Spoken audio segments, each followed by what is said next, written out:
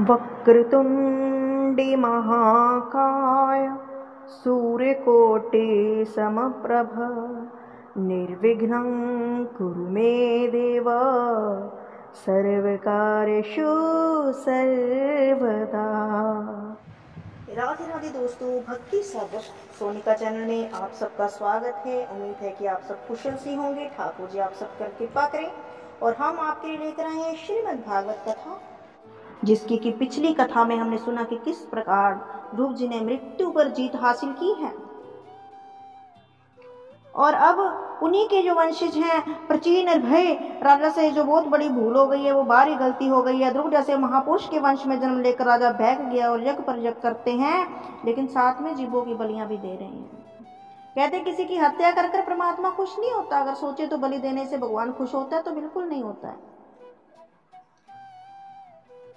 तो महर्षि वेद व्यास जी ने एक श्लोक में धर्म की परिभाषा दी है इसमें, क्योंकि धर्म अब कहां पर बात आ पहुंची है, वेद व्यास जी तक आ पहुंची है। और वेद व्यास जी ने हमें प्रश्नों के उत्तर दिए, और वेद व्यास जी को लोगों ने कुछ प्रश्न किए हैं, जिनमें से प्रश्न क्या किया कि ज्यादा उपवास करने से भगवान मिलेंगे क्या, हमें क्या करना चाहिए, सबसे बड़ा धर्म क्या है। तो यहाँ पर व्यास जी ने कहा है कि जो अपने लिए बात बुरी लगे वो कभी दूसरे के लिए मत करो, यही सबसे बड़ा धर्म है। जो चीज हम अपने लिए अच्छी नहीं समझते वो कभी दूसरे को ना दो। वो भी यहाँ पे आप फिर कहेंगे कि ये फिर भाषण देने लगी, लेकिन बात सच बताऊं तो अभी ये जो कथा अब तक पहुंचेगी ना, तो वैसे जो पितृपक्ष में पहुंचेगी, लेकिन इसके बिना भी जब आप सुनेंगे तो आपको एक बात बताऊं, जब आपने दान पुण्य करना होता है ना, तो आप हमेशा हल्की चीज लेकर आते हैं। क्या वो ऐसी हल्की चीज आप खुद भी पहनना पसंद करते हैं? एक बार अपने मन पर हाथ रखकर सोचिए। आपने ब्राह्मण को वस्त्र देना है, आपने ब्राह्मणी को वस्त्र देना है, तो आप उस समय ये सोचिएगा कि जो चीज आप नहीं पहनते वो आप आगे कैसे दान में देते हैं। आपके मन में एक ही धारणा हो गई है कि 5 मीटर वस्त्र लेकर आना है सफेद रंग का और वही देना है। क्यों? हमारे पुराने बुजुर्ग देते थे। अरे भैया, तुम्हारे पुराने बुजुर्ग गांव में रहते थे, मार्केट में ज्यादा कलर अवेलेबल नहीं थे, उस समय व्हाइट ही चलता था, लोग व्हाइट ही पहनते थे। लेकिन आजकल जो तुम्हारे दादा बाबा जिसके नाम का तुम वो पितरों को दे रहे हो ना, वो व्हाइट पहनते हुए नहीं मरे हैं, वो सफारी सूट पहनते हुए गए हैं इस दुनिया से। तो कम से कम मैचिंग तो दो, कलरफुल तो दो, पंडित जी भी पहनकर खुश हो जाएंगे। बात सोचने वाली है, सोचिएगा। ऐसे ही हमारे घर की दादी नानी मामी माताओं बहनों की जो सास होती है, उनका स्वर्गवास हो गया, और माता जी पहनती है 1000-1500 रुपए बड़ी बढ़िया साड़ी, पूरी फैशनेबल है। और आजकल की माताएं बहनें तो प्लाजो पहनती हैं, आपको पता है। और मान लीजिए साल 6 महीने पहले ही किसी का स्वर्गवास हुआ है और अभी पितृपक्ष है, जब उनके निमित्त कोई दान करना है ना, तो बहुरानी मार्केट जाएगी और वहां पर जाकर सबसे पहले पूछे कि सासू माँ के नाम का सूट देना है, तो वो दुकान वाला उससे अच्छा ये दे दीजिए, देने लेने वाला है, ये चलता है तो 500 से 600 का। तो वो सासू माँ ऊपर बैठी देख रही है, जो करोड़ों की संपत्ति आपके लिए छोड़ गई है, गहने छोड़ गई है, वो सोचती होगी कि मर तो गई मैं 1000-2000 से कम सूट ना पहनते हुए, और मरने के बाद देखो मेरी क्या जलालत करी इन्होंने, ये 500 का थमा दिया जो अपनी माता को भी पसंद नहीं आए। इसीलिए कभी भी दान करना है ना। और मिठाई की बात करें तो शादी विवाह करेंगे अब 20-20 लाख रुपया लगाकर, लेकिन जब पंडित जी को घर का मुहूर्त करेंगे, काजू कतरी तक बनवाएंगे रिश्तेदारों के लिए, लेकिन जब पंडित जी को मिठाई देनी होती है ना, तो वही पीले लड्डू मोतीचूर के, और वो भी कई बार अच्छी क्वालिटी के नहीं होते। क्यों? हमारी माता जी हमारे बुजुर्ग देते थे भैया, उस टाइम पर होते अवेलेबल लड्डू थे, इसलिए लड्डू देते थे। और उस टाइम पर जो लड्डू देते थे ना, घर पे किसी अनुष्ठान पर बनवाकर, वो देसी घी के घर पर बनवाए जाती थी सवा महीने, उसमें से दिए जाते थे पंडितों को लड्डू। ऐसा नहीं होता है, जो चीज हमें पसंद आए वो ही दूसरों को दो। ऐसा नहीं है कि हम तो खा रहे हैं काजू कतली और पंडित जी को थमा दिए बेसन के लड्डू, और वो भी अच्छे वाले नहीं होते, कई बार खराब भी पड़े होते हैं। खुद ने तो 1000-1500-2000 रुपये लगाकर कुर्ता पजामा सिलवाना, और पंडित जी को 200 रुपये 5 मीटर वाला थमा दिया, पंडित ले जाकर चल पेटे में, क्योंकि काम वाली भी नहीं लेती है उनसे आगे। तो बात पर बात निकल ही आती है, और उम्मीद है कि आपको ये बात अच्छी भी लगी होगी। और यदि मेरे ये टॉपिक आपको अच्छा लगे तो प्लीज कमेंट में जरूर लिखिएगा कि अच्छा लगा या नहीं, क्योंकि ये बात मैंने नहीं कही, व्यास जी कहते कि काम वही करो जो पहले अपने लिए अच्छा हो। इसीलिए जब दान देने की बारी आए ना, तो पहले ये चीज देख लिया करो कि ये चीज हमारे यूज करने लायक है, फिर आगे दीजिए कि क्या हम ऐसी चीज घर पर यूज करते हैं। मैं सबका नाम नहीं लूंगी, बहुत कम लोग ही ऐसे होते हैं, धर्मात्मा लोग भी होते हैं बहुत अच्छे अच्छी चीजें दान करते हैं। वरना मत करो, क्या दिक्कत है, कौन मांगने आता है आपके घर पे जबरदस्ती। खैर चलते हैं आगे। दूसरे का हित करना सर्वोत्तम धर्म है, इसलिए हमेशा दूसरों के हित के बारे में भी सोचना चाहिए, सदा अपने बारे में नहीं सोचना चाहिए। दूसरों को पीड़ा पहुंचाना सबसे बड़ा पाप है। प्राचीन नरभय को कौन समझावे, यज्ञ पर यज्ञ किए जाता और अनगिनत घोड़ों बकरों की बलि दे दी। एक बार उनके यज्ञ मंडप में देव ऋषि नारद का आगमन हो गया। जैसे ही नारद जी ने यज्ञ मंडप में प्रवेश किया, संत नारद की आंखों में आंसू भर आए।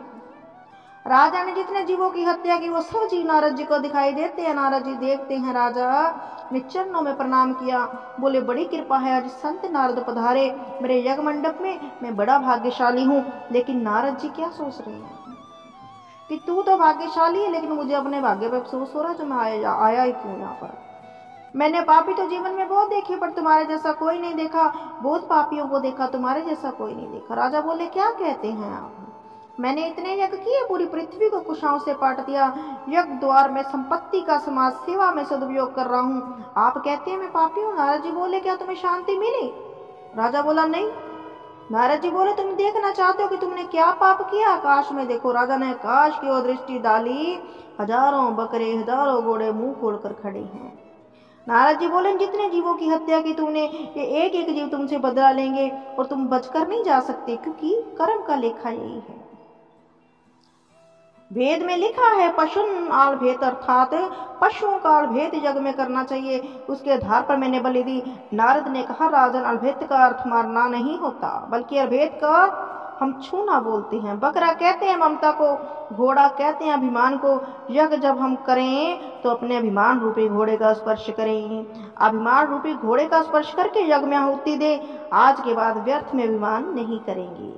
और हम लोगों ने क्या बना दिया, सनातनियों के ऐसे होता है वैसे होता है, घोड़े की बकली दी जाती है, बकरे की बकली। अरे उसको समझो तो सही कि वो क्या क्या कर रहा है। अपने ममता रूपी बकरे को स्पर्श करके यज्ञ में आहुति दे, किसी घोड़े और बकरे को मारने का विधान नहीं। नारद जी ने कहा हमारा वेद बड़ा प्रशोक्षवादी है राजन। वेद के मंत्रों को ऊपर से पढ़ने से ऐसा लगेगा मानो वेद में किसी की हिंसा की बात लिखी है, लेकिन ढंग से पढ़ोगे ना तो पता लगेगा कि अहिंसा ही परमो धर्म। आपने कभी किसी पंडित जी को शादी पढ़ाते देखा है? शादी पढ़ाते समय एक विचित्र बात होती है। पंडित जी एक मंत्र बोलते हैं, तत्वर कन्या हृदय आलभेतम। इसके बाद वर को कन्या के हृदय का आलभन करना चाहिए। अब यदि आलभेत का अर्थ मारना करेंगे, अर्थात वर कन्या को मार देगा, तो शादी कौन से करेगा। तो आलभेतम का अर्थ है छूना। वर जो है कन्या के हृदय का स्पर्श करता है। फिर पंडित जी मंत्रादि बोलते हैं, ऐसे ही प्रोक्षावादो वेदम वाला नामशु मनुशासनम, अहिंसा परमो धर्म। वेद का सर्वोत्तम भाव है किसी भी प्राणी की हिंसा मत करो।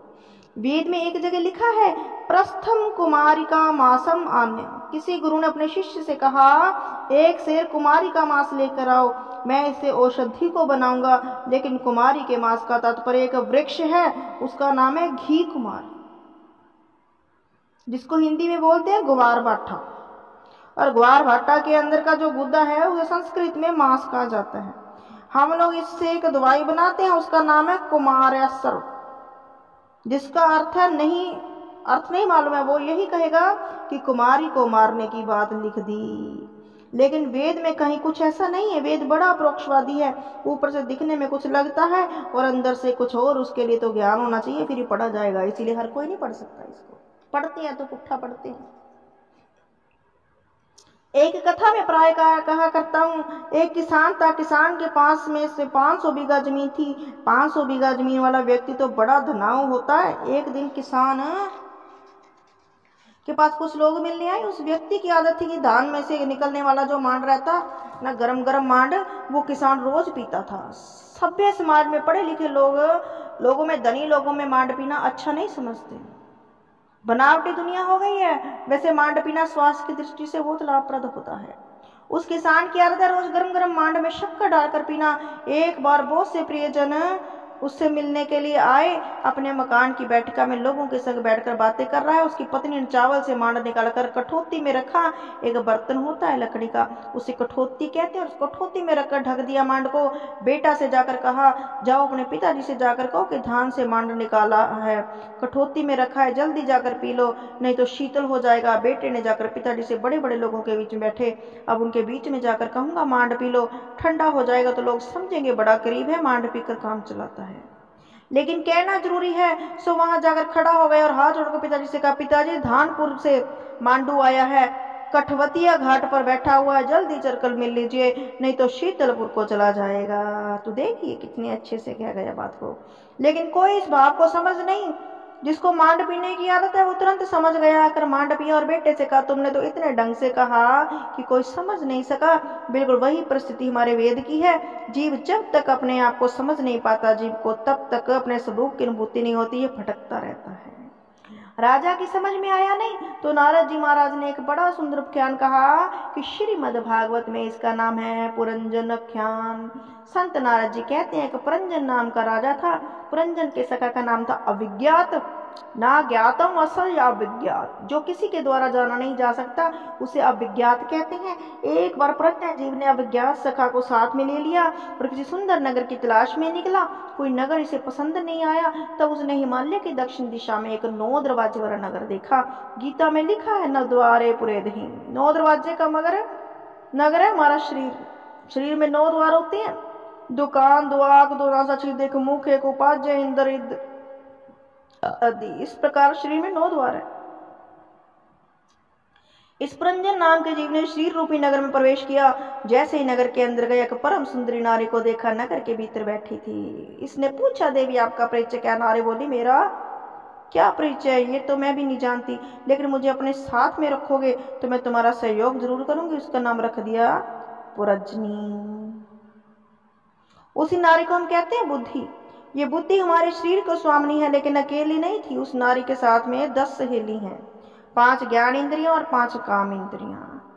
नगर में जब अंदर गया तो डंडा लेकर बैठा था विषुचिन, जिसे हम मन कहते हैं। जब बुद्धि रूपी पुरजनी से विवाह कर लिया तो वो खाती तो खाता, वो रोती तो रोता, वो सोती तो सोता, उसके वश में हो गया।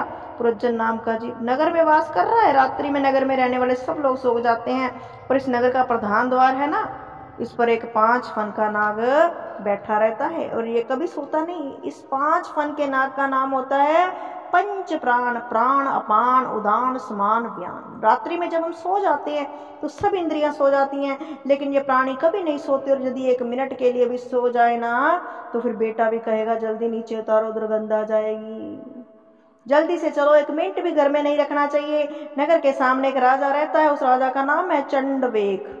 चंडवेग कहते हैं काल को। इसने पूरी सेना लेकर नगर पर चढ़ाई कर दी। सेना में 720 गंधर्व गंधर्वियां हैं। साल भर के जो 360 दिन हैं वो गंधर्व हैं, 360 रात्रियां हैं गंधर्वियां हैं। इन सभी को लेकर चंडवेग राजा ने नगर पर चढ़ाई की, लेकिन पंचफन का नाग जो 5 प्राण है अकेला लड़ता रहा, नगर को लुटने नहीं दिया। चंडवेग ने कहा, बड़ी विचित्र बात है, ये लूटता ही नहीं। तब एक को काम हुआ। चंडवेग की बेटी का नाम है जरा। जरा यानी बुढ़ापा। उसने अपनी बेटी जरा से कहा, बेटी ये नगर बड़ा मजबूत है, इसे जरा कमजोर बनाओ। जरा जो बुढ़ापा थी वो हो गई। अब देखो, बूढ़ा बनना कोई चाहता थोड़ी, जबरदस्ती आता है। बड़े बड़े प्रयास किए जाते हैं बूढ़े नहीं हो जाएं, लेकिन जबरदस्ती होते हैं। मौत की 4 घंटी बजती है। कौन कौन सी? मौत की पहली घंटी होती है बाल का सफेद हो जाना। यदि बाल सफेद हो जाए तो समझो पहली घंटी बज गई। मौत कहती है, बड़ा सुगंधी तेल लगा था, बड़ी जुल्फें निकाली थी, बड़े केशों को सवारा था, अब तो सफेदी आ गई है, माला हाथ में लेकर भजन कर लो। ऐसा बढ़िया तेल लगाएगा जो सफेद भी काले हो जाएंगे। कई लोग मेहंदी लगाते हैं, जाने क्या क्या लगाते हैं, लेकिन भजन नहीं करते। मौत कहती है पहली घंटी बजी, फिर भी माला हाथ में नहीं ली। मृत्यु देवी की दूसरी घंटी बजी, आंखों से दिखना कम हो गया। मौत कहती है, दुनिया की रंगरलियां बहुत देख ली, अब भगवान की ओर ध्यान कर ले, जरा अंदर देखना शुरू कर ले। पर जीव नहीं मानता है, चश्मा लगवा लेता है, लेंस लगवा लेता है, टेक्नोलॉजी बड़ी बड़ी आई है, लेकिन ये नहीं मानेगा कि मैं बूढ़ा हो गया हूं। 50 साल तक, 60 साल तक मैंने महिलाएं देखी हैं जो अपने आप को दीदी कहलाना अच्छा लगेगा, और 20 साल छोटी सी, अपने से 20 साल छोटे से अपने आप को दीदी कहलाना अच्छा लगेगा, जबकि 15-18 साल जो बड़ा होता है वो माँ के बराबर होता है कम से कम। मैं मानती हूँ कि 15 साल जो बड़ा है वो माँ बाप के बराबर हो जाते हैं, क्योंकि पहले की जो शादियाँ थी वो 15-16 साल की एज में हो जाती थी, आज से पहले की। तो मैंने देखी ऐसी ऐसी माताएं बहनाएं, सिर काला किया हुआ है, पूरी मॉडर्न हुई है, प्लाजो पहना हुआ है, किट्टियाँ पार्टियाँ करती हैं और खुद को दीदी कहलवाती हैं। 20 साल छोटे से भी ये सोचेंगे कि अभी मैं जवान हूँ। तीसरी घंटी बजी, 32 दांत निकल गए तो नहीं लगवा लेंगे, लेकिन भगवान का ध्यान नहीं करेंगे। तो मृत्यु की चौथी घंटी बजी, चौथी घंटी क्या बजी, कमर 3 जगह से टेढ़ी हो गई।